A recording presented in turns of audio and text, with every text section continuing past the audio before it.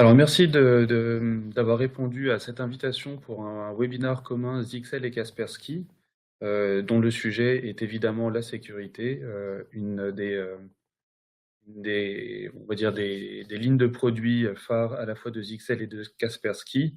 L'objectif de ce webinaire, c'est de présenter justement les solutions complémentaires de Zixel et de Kaspersky. Et donc pour vous présenter ce webinaire, je suis Charles Esma, Product Manager Security chez Zixel France.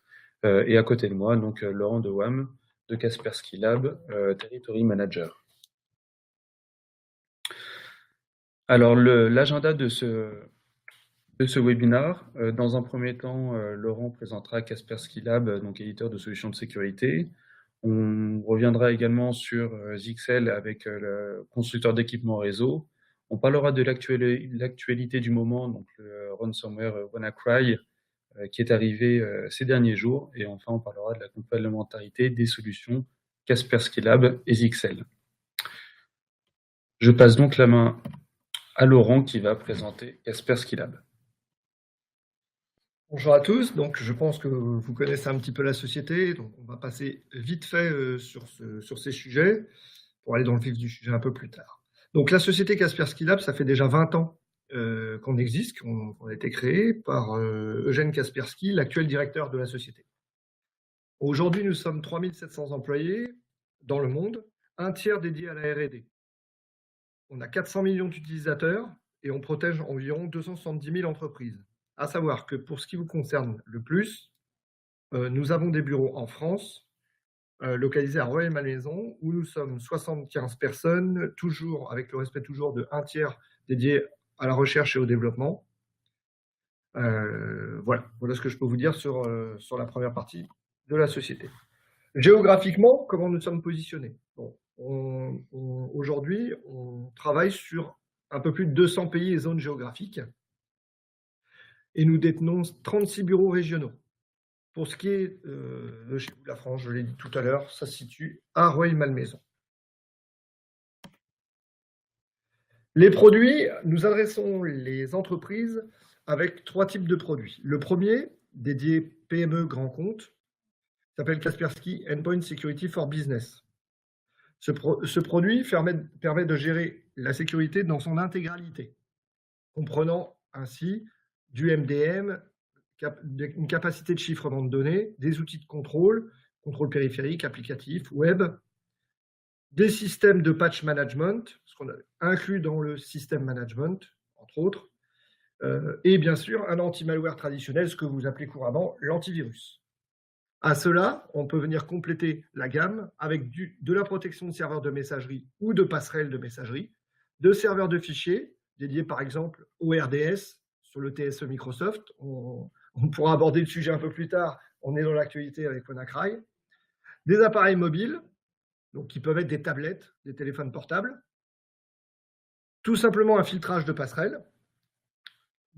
Un module de protection pour virtualisation, où nous travaillons sur VMware par exemple, Hyper-V ou Citrix-Zen.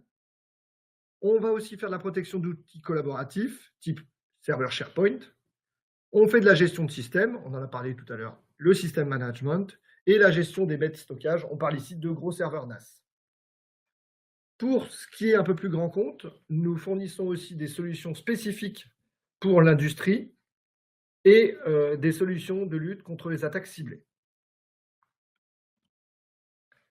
Pour la partie TPE-PME, nous distinguons 2 produits. Le premier qui s'appelle Kaspersky Small Office Security, qui est un pendant de Kaspersky Internet Security. Donc le but du produit, c'est d'être opérationnel le plus vite possible.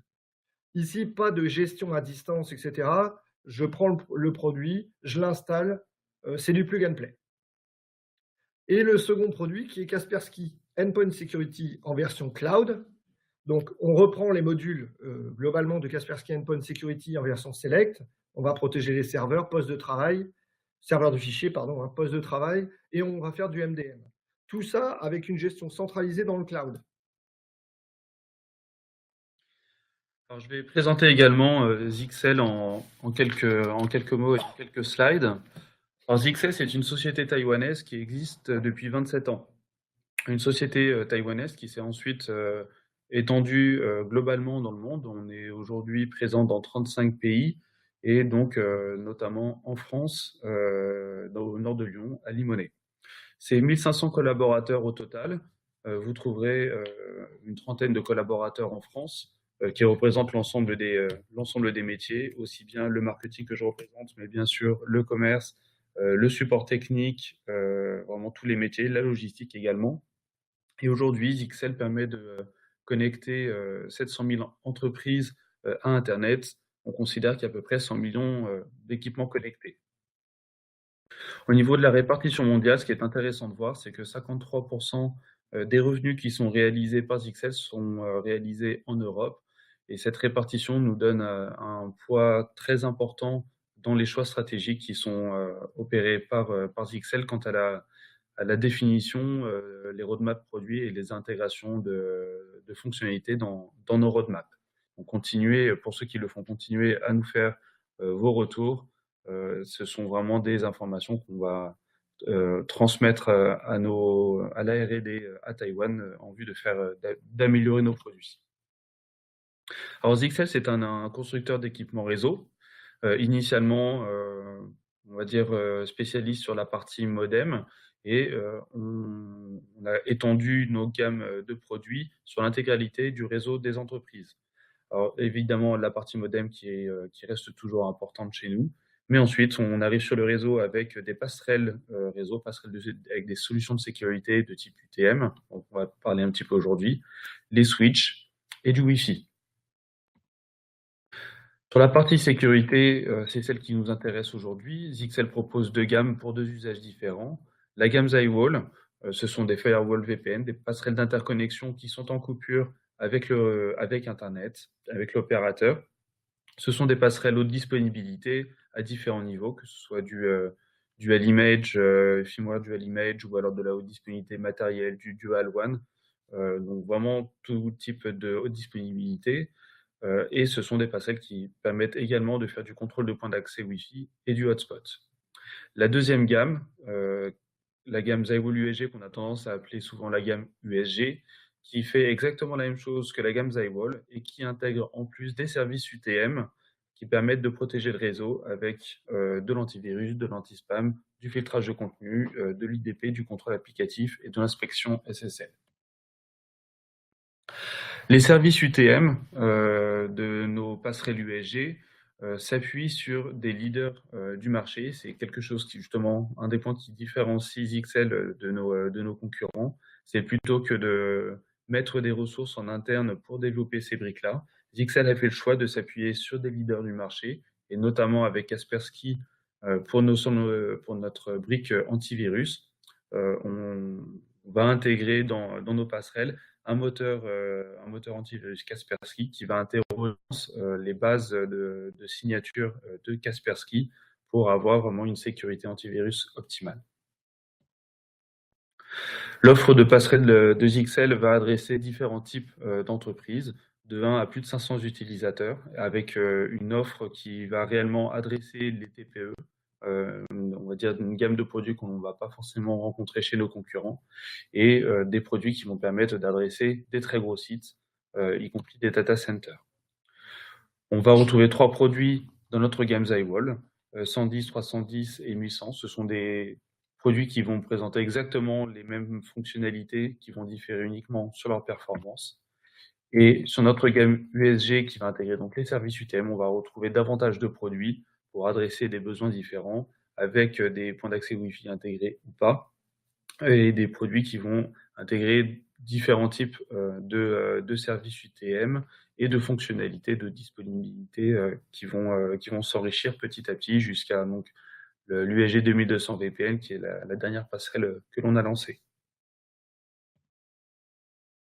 Je vous propose donc de passer maintenant faire un point sur l'actualité du moment, le ransomware WannaCry et donc les façons dont Kaspersky et Zixel vont y répondre.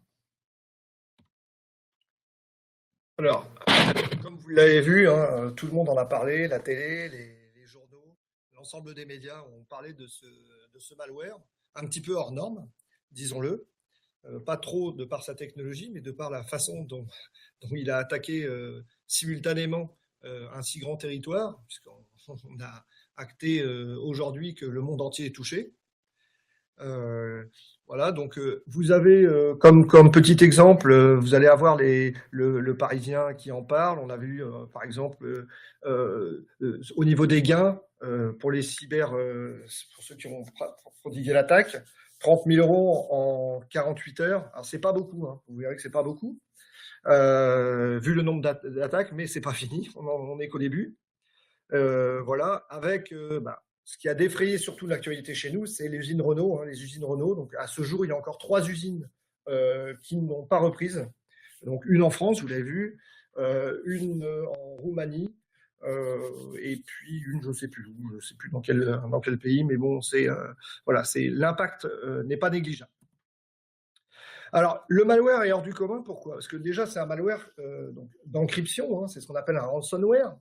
La clé de chiffrement, c'est une clé qui fait 2048 bits, donc qui s'établit entre la clé publique et la clé privée. Donc, c'est-à-dire il y a un double algorithme d'encryption. Le RSA 2048, c'est vraiment très, très, très fort. Si vous prenez conscience qu'un iPhone, par exemple, ne peut pas être craqué par la NSA, on est à 256 bits, imaginez 2048 bits. Donc, pour être clair, c'est sans le code source, en fait, hein, sans le code du malware, c'est indéchiffrable. Aujourd'hui, personne n'a les moyens de déchiffrer un tel algorithme. Donc, si le fichier ou l'ordinateur est crypté, tout ou en partie en otage par le moteur d'encryption, c'est fini. Hein. Si vous n'avez pas de sauvegarde, on n'en parle plus. Hein. Vous pouvez formater et réinstaller. Pourquoi est-ce qu'il est hors du commun? Parce qu'il est déjà, en fait, il adresse 28 langues. Donc 28 langues, dont le chinois, le français, le russe, etc. Donc des langues relativement compliquées. Donc ce qui sous-entend que derrière, il y a quand même des équipes de traduction. Comment ça se passe quand vous prenez le virus? En écran de fond, en fait, vous allez avoir un message qui va vous dire « Hop, c'est fini, vous avez vos fichiers cryptés ».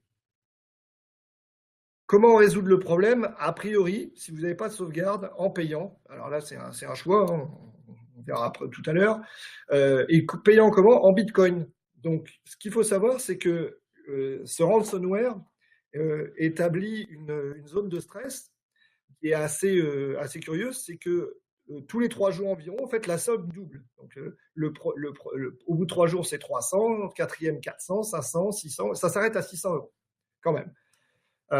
Une fois que vous n'avez pas payé, vous ne récupérerez plus vos données. Hein. Ça, c'est une certitude derrière. Toutefois, élément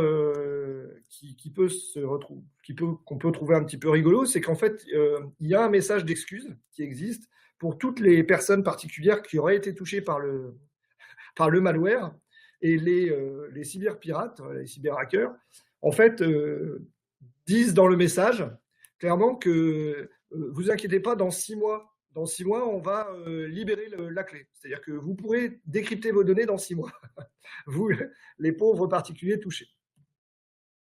Alors, où est-ce que ça se situe? On l'a vu, le 14 mai, il y avait déjà 230 000 ordinateurs touchés dans le monde, dans 150 pays.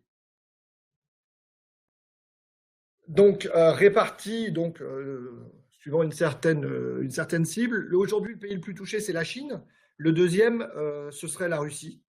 La France, on a très peu de cas. En fait, en France, on aurait 1,9% de tête, 1,9% de la part des 200 000. Donc, ça fait quand même un petit nombre. Hein. C'est pas négligeable, mais on n'est vraiment pas les plus touchés. Les attaques, donc plus de 200 extensions. Donc ça va du point doc au point JPEG, etc., jusqu'à l'extension des machines virtuelles. C'est-à-dire que même les machines virtuelles ne sont pas à l'abri de l'encryption. Comment c'est arrivé? Alors c'est tout simple. Le 14 avril 2017, il y a un groupe de pirates nommé Shadow Broker qui ont rendu public un ensemble d'outils et de failles qu'ils ont eux-mêmes dérobés à la NSA. Donc, au groupe de la NSA nommé Équation, c'est un groupe à vocation offensive, on va dire. Voilà. Dont un exploit nommé Eternal Blue. Donc, c'est par ce biais, vous verrez, c'est par ce biais en fait qu'ils arrivent à diffuser le malware. Donc, les pirates, donc, voilà. Voilà les exploits qu'ils ont mis à disponibilité.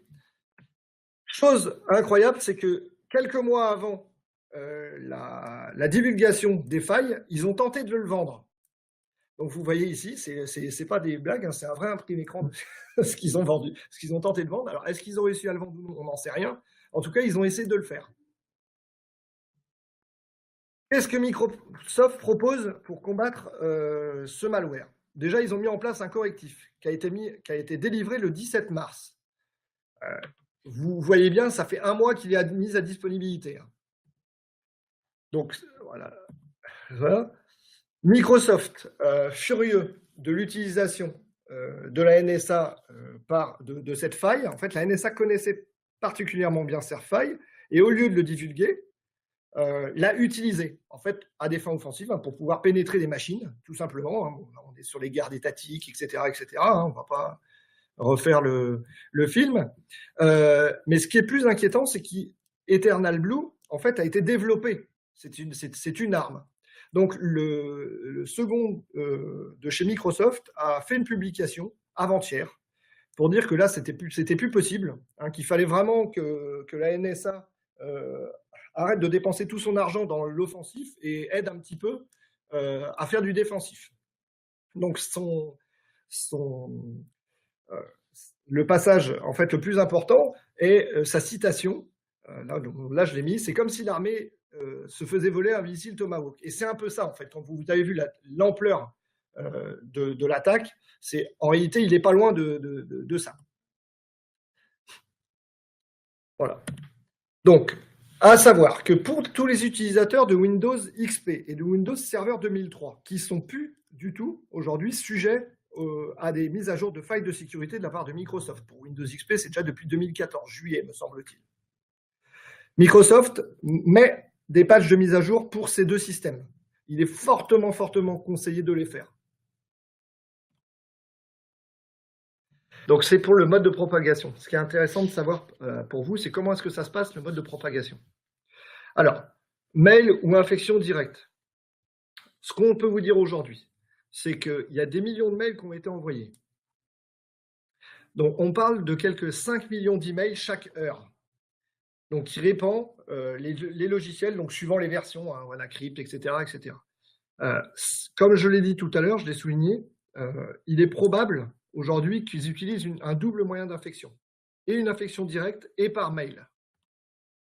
Après, ce qui se passe, c'est qu'à l'intérieur, il y a un rootkit qui est dans l'ordinateur, et avec un exploit. Donc, on en a parlé tout à l'heure, hein, de l'exploit en question, Eternal Blue. Donc, ce qu'il va faire, c'est qu'il va chiffrer le disque et sonder le réseau. Donc, il va regarder tous les moyens pour se connecter et pour se déployer sur le réseau. Alors que ce soit un réseau, soyons clairs, local, mais aussi un réseau déporté. Un VPN, il n'y a pas de souci, une fois qu'il est dans le parc, il est dans le parc. Ensuite, en fait, il y a aussi une porte dérobée qui est installée. Le problème de cette porte dérobée, aujourd'hui, c'est qu'elle va permettre de prendre la main sur le poste, de faire autre chose, d'intervenir à distance sur les postes. Et ensuite, vous allez avoir le message, et après, c'est le moment de payer ou pas. C'est de toute façon, ça c'est à chacun de voir. Tous les majors de la sécurité vous diront ne payez pas, mais c'est vos données. C'est vos données, c'est pas les nôtres. Donc après, vous avez probablement une chance qui vous redonne le code derrière pour déverrouiller les fichiers. Voilà, donc on n'est pas dans une attaque de crypto-malware simple où je reçois un mail, je clique dessus, ça encrypte mon disque et on me rackete. Ici, c'est beaucoup plus évolué. J'ai je reçois par une faille de sécurité un rootkit rentre dans l'ordinateur, je me fais chiffrer, il y a une sonde de tout ce qui est réseau et ensuite propagation et recryptage, etc., etc. C'est pour ça en fait qu'il s'est répandu aussi vite et qu'il a touché autant de PC ou de serveurs. Le résultat, vous l'avez vu à la télé, Telefonica, l'équivalent d'Orange espagnol, donc il y a 85% de son parc qui a été bloqué par le malware. À savoir qu'à chaque fois si Telefonica voulait payer, c'était 300 $ par poste. Imaginez la taille, l'envergure financière de l'attaque. En Angleterre, il y a eu des hôpitaux touchés. On avait déjà eu un cas, il y a peut-être 1 an ou 2 déjà, d'un hôpital à Los Angeles qui avait été rançonné, où vous avez payé 17 000 $, me semble-t-il, pour déverrouiller les machines. Ça avait créé des troubles assez importants parce qu'ils avaient déplacé à l'époque 900 lits. Donc vous imaginez, là pour l'Angleterre, c'est un petit peu la même chose, sauf que ce n'est pas un hôpital, c'est complètement, quasiment l'intégralité des hôpitaux qui ont été touchés. Et donc, ils ont été obligés en fait d'annuler tout ce qui était opération, de délivrer les médicaments, passer les tests, etc., etc. Donc l'impact n'est pas négligeable non plus. Là, c'est vraiment très très important. Et le site de Renault, voilà, ça vous l'avez vu dans tous nos journaux, qui ont été stoppés. Où est-ce qu'on en est aujourd'hui? Alors, ce qu'il faut savoir, c'est que je crois que c'est samedi soir ou dimanche, un ingénieur anglais, en fait, a remarqué que le malware venait adresser un nom de domaine non déposé. Donc, ce qu'il a fait, tout simplement, c'est qu'il l'a acheté. Il a acheté le nom de domaine. Et la particularité de son acte, c'est qu'en fait, il a cessé, ou en tout cas, il a ralenti le phénomène de propagation. Alors, pourquoi? Donc, je l'explique un petit peu ici, donc c'est très succinct, mais c'est tout simple. Le malware implanté sur la machine venait chercher, en fait, le DNS. Donc l'adresse, s'il ne recevait pas d'informations, il cryptait le disque. S'il en recevait, s'il recevait pas d'informations, il ne mettait pas en route le moteur, donc Eternal Blue, donc le moteur qui sert à sniffer en fait le réseau et à adresser tous les ordinateurs du parc. L'effet que ça a eu, c'est tout simple en fait, c'est que puisqu'il n'y avait pas de réponse, le virus se déployait partout. Le vert venait faire son travail. Vu que là, il y a une adresse qui répondait, puisque la personne a acheté le domaine, le poste était encrypté, mais le vert ne se déployait pas, ne se déploie pas. Donc c'est très important à savoir. C'est-à-dire qu'aujourd'hui, normalement, sous les versions qu'on connaît de ce malware-là, le poste va être donc encrypté, mais normalement, le vert ne devrait pas se transmettre sur le réseau. Il y a eu des nouvelles victimes. Donc, au départ, le pays le plus touché était la Russie, mais vite, très très vite, dès dimanche, en fait, vous avez eu le pays le plus touché, c'est la Chine. Donc là, on n'est plus dans la petite attaque, c'est 30 000 institutions qui ont été touchées. On n'a jamais vu ça, 30 000. Donc, il y a plus de 4 000 sites d'enseignement, c'est-à-dire des écoles, universités, etc. Et plus de 20 000 stations-service hors d'usage, déconnectées. Pourquoi? Parce qu'en fait, c'est les terminaux de paiement qui ont été touchés là. Donc l'attaque est considérable. Voilà. A priori, le ministère de la Défense aurait été touché. On n'a pas d'informations là-dessus. C'est, on va dire, un bruit qui court, mais on n'est jamais à l'abri de rien. C'est pour ça que je l'ai. Alors, infection, phishing ou les deux? En fait, on n'en sait rien aujourd'hui. Le problème, c'est qu'aucun laboratoire, aujourd'hui, n'a en réception de mail infecteur. Donc, on pense que c'est par du mail, mais ça peut être aussi par de l'attaque directe, via la faille Microsoft. Un Anglais, ce week-end, a créé ce qu'on appelle un pot de miel, c'est-à-dire un ordinateur qu'il a créé, Windows XP, etc. Il a surfé sur Internet, il lui a fallu 3 minutes pour être infecté. Donc c'est pour ça que on ne peut pas trop se prononcer sur la façon dont aujourd'hui le malware rentre.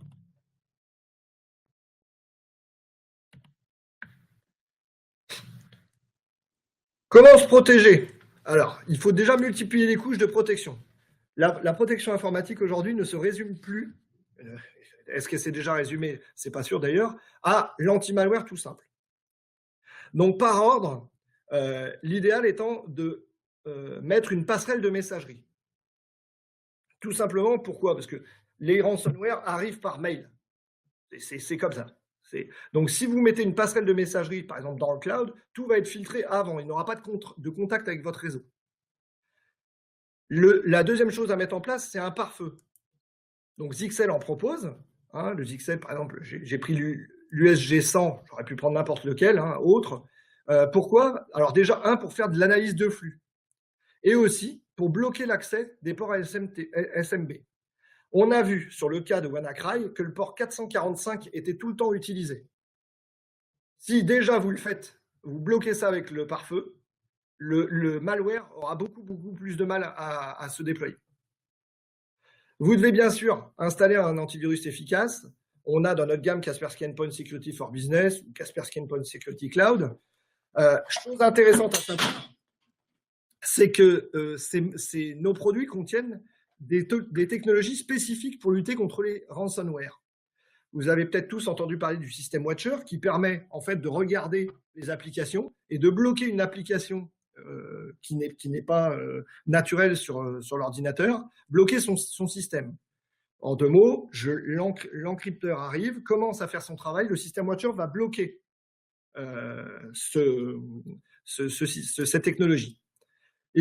Comme il aura commencé à encrypter, en même temps, le System Watcher fait une sauvegarde et procède à un rollback, c'est-à-dire un retour arrière sur des fichiers qui ont déjà été touchés. Le Network Attack Blocker, qui permet de lutter complètement contre la transmission du verre, par exemple, dans le réseau. C'est très intéressant sur des réseaux type RDS, etc. Et bien sûr, le contrôle des applications, donc le contrôle du lancement des applications. Ce que vous devez faire après ça, c'est mettre à jour les correctifs. On l'a vu dans le cas de WannaCry, le gros problème, c'est les correctifs. Les sociétés qui ont été touchées, en grosse majorité, avaient des serveurs 2003 et du Windows XP. Alors pourquoi ils ont été touchés? Parce qu'il n'y a plus de faille. Les correctifs, Microsoft ne vient plus travailler sur ces OS. Alors vous allez me dire pourquoi est-ce qu'ils ne les ont pas mis à jour? Alors c'est compliqué de mettre à jour des parcs informatiques qui sont très gros, déjà, Le deuxièmement, c'est les ressources. Les sociétés aujourd'hui n'ont toujours pas pris conscience que l'IT, c'était un point où il fallait investir. C'est tout l'inverse aujourd'hui. C'est vraiment tout l'inverse. Et troisièmement, il y a bien sûr tout ce qui est logiciel métier qui ne se porterait probablement pas sur des nouveaux OS. Donc, il y a aussi une histoire de choix. Ils n'ont pas le choix. Ce qu'il faudrait faire aussi, c'est mettre un audit et une tenue à jour des logiciels installés. Pas que Microsoft. Tous les logiciels. Aujourd'hui, les logiciels qui souvent exploités vont être des logiciels Adobe, vont être du Java, etc., etc. Donc ça, il faut aussi les tenir à jour. Pour ça, on a le Kaspersky System Management qui permet de patcher les systèmes Windows. Donc, on vient se substituer au WSUS, mais aussi les applications tierces. Il faut bien sûr effectuer des sauvegardes régulières. Donc, Zixel fait de très bons NAS pour ça. Et bien sûr un NAS pour avoir une sauvegarde déconnectée. On a vu beaucoup de cas où les utilisateurs des sociétés, même les petites comme les grosses, mettaient des disques durs en sauvegarde qui étaient directement liés au PC par le port USB ou un port réseau. Ils font partie intégrante de la société. C'est une grave erreur. S'il y a une attaque de ce type-là, le virus, il fera pas le tri entre un PC, un serveur NAS ou autre. Il va venir crypter tout ce qu'il va pouvoir crypter. Encore une autre recommandation, limiter les privilèges. Et on voit trop d'ordinateurs aujourd'hui, toujours en mode administrateur, avec tous les droits. Et s'il n'y avait pas tous les droits, ces problèmes-là n'existeraient pas. C'est des contraintes pour l'utilisateur, mais c'est des contraintes qu'il faut accepter aujourd'hui. Et pour finir, les formations utilisateurs. Ce qui se passe souvent, c'est que quelqu'un dans une société vient cliquer sur un mail qui n'aurait jamais dû, où on n'aurait jamais dû cliquer dessus. On ne devrait pas intervenir sur ces mails-là. On a même vu dans certaines sociétés des gens aller dans la boîte anti-spam, reprendre des courriers et recliquer dessus. Donc là, il y a une vraie formation à faire, une vraie prise en considération de l'utilisateur sur le risque. Je ne dois pas ouvrir un mail qui ne m'est pas adressé. Pour être clair, est-ce qu'un service, je ne sais pas, quelqu'un du service commercial va ouvrir un mail noté devis, etc., etc. A priori, non, c'est plus le service marketing, etc. Donc c'est ça, la formation. Donc on dispose de services de formation, de plateformes en ligne pour faire de l'éducation. Ça, il faut le savoir. Une fois que vous avez fait tout ça, a priori, vous êtes à l'abri. Mais ça demande un petit peu de travail.